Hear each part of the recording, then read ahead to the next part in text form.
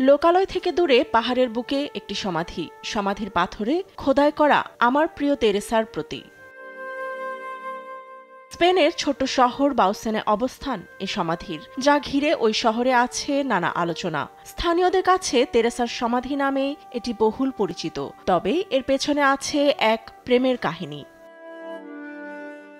ঘটনা প্রায় 1 শতাব্দীরও আগে। চাচাতো ভাইয়ের সঙ্গে প্রেমে জড়িয়ে পড়েন তেরেসা। সম্পর্ককে পরিণতি দিতে হাঁটেন বিয়ের পথে, কিন্তু চাচাতো ভাই বোন হওয়ায় বিশপের কাছে অনুমতির প্রয়োজন পড়ে। তবে অর্থের অভাবে অনুমতি নিতে ব্যর্থ হওয়ায় বিরল নাগরিক বিবাহের সিদ্ধান্ত নেয় তারা। 1916 সালে 10 মে মাত্র 33 বছর বয়সে মারা যান তেরেসা। মৃত্যুর পর লাশ দাফন নিয়েও শুরু হয় নানা বিপত্তি।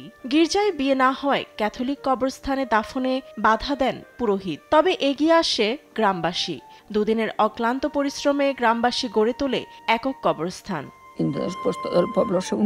পুরো গ্রামের মানুষ 24 থেকে 48 ঘন্টার মধ্যে এক হয়। কবরস্থান বন্ধ করে দেওয়ার পরেও তারা এর পাশে তাকে কবর দেয়।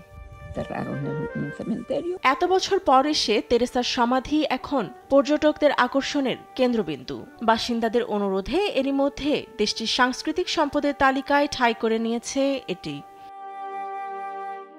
ফাতেমা তাসনিম, নিউজ ডেস্ক, দেশ টিভি।